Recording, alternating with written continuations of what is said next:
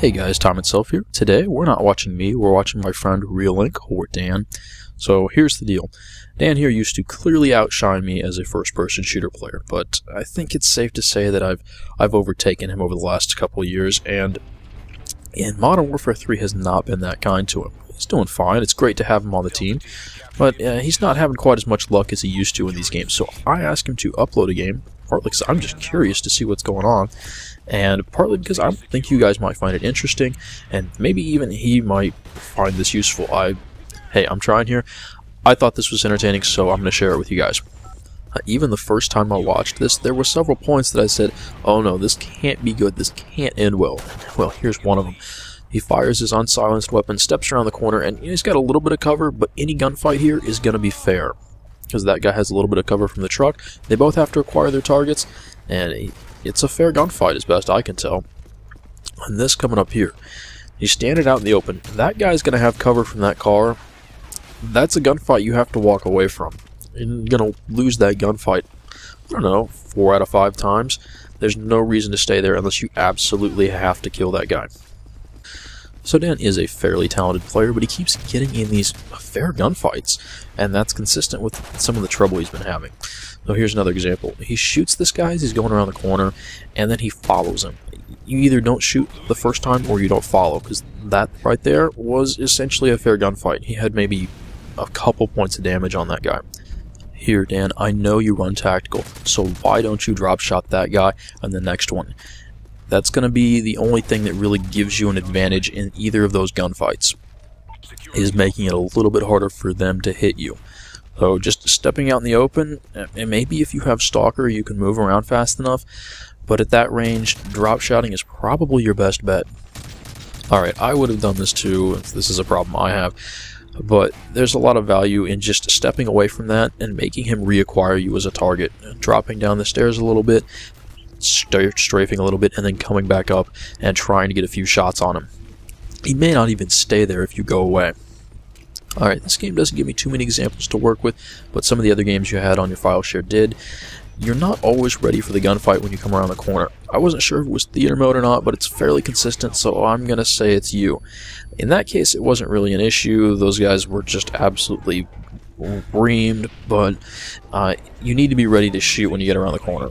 The most confusing part is that it's inconsistent. He checks that hallway, but then not the next one. Oh, I guess you just knew somehow that there was no one up here. Oh, that's cool. But it's that kind of thing that you need to be doing if you're not willing to sprint around the corner. Think there might be a guy there? You got to be ready for the gunfight. So here you see these guys, and they're already dead or in the building, but timing that so that red dot comes up just as soon as you can see them, because you know where they are based on the minimap, that's the way to go. And this is some good use of cover here. I mean, you know they're spawning at C, you get behind the mailbox, you take some shots, and you know, that's good, that's good. So it makes this next thing even more confusing. Of course, they're probably in the C building above you, but you're somehow convinced there's a guy up here, but look, the direction you just shot people from. Is this a lack of situational awareness? I hope not, but I don't know what to think. I saw you step out there the first time I watched him, which no, he's gonna die. You did have a gunfight with a guy from that exact direction, and he spawns over there, so what are the odds he's gonna respawn and try to come right back? And that time he got you. It seems like you may start to fixate on that little dot on the minimap and ignore the likely directions they're going to be coming from. You know the spawns as well as I do. And so, again, here's another part that's just confusing. They just took A, you killed one guy, but they're probably going to be spawning in over there. You kill the next guy, and I can see you're going for this guy on the minimap, and you completely ignore the direction that they're probably going to be coming from. You had to run away from A at that point, I think. Probably back into that shop you were right next to. There's just no way to get back up there and not get surrounded. So the biggest thing that I can suggest that's not going to require any significant change to your playstyle is to be ready for the gunfights when you come around a corner or out of cover.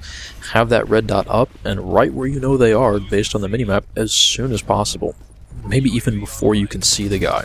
The other thing is, don't get so fixated on the guys on the minimap, on the red dots, that you ignore the directions you know they're coming from. Oh, and that guy was screwed.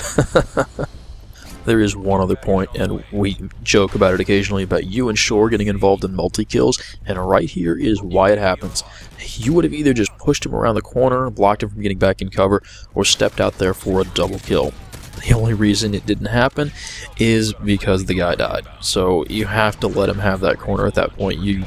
I think in that situation, you go inside through the building and come out around, directly looking at the point. Because, yeah, that was a very clear opportunity for a multi-kill with you and Shore there. And while it's funny, I think it would probably be better if it didn't happen quite as often. So Dan, I hope this was useful to you, YouTube viewers. I hope this might be useful to you guys, maybe entertaining. Dan is my friend here, and he puts up this kind of nonsense from me, so I hope it helps. I hope this wasn't too critical or too just nitpicky. Oh, freaking dead man's hand.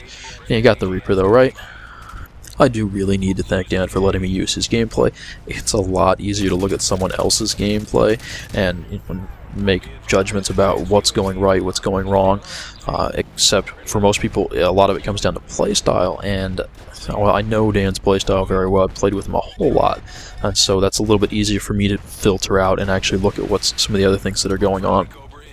I think I've largely satisfied my curiosity as to why he's having some issues in this game, and we'll put that at a 1-1 something KD, so not bad. Great to have him on the team. We still win basically every game, but you could do a little better. A couple more things at the end here. You need to reload cancel. I know the G36C reloads quickly, but you could have saved your teammate's life. And at the end here, you step out in the crossfire. I can't help you if you actually want to kill yourself. Like, you have to put forward some effort. I don't know. Yeah, don't step into the middle of a gunfight. I can't help you there. Anyway, guys, I want to thank you for watching. I hope this was interesting, maybe even a little useful. And Dan, good luck out there.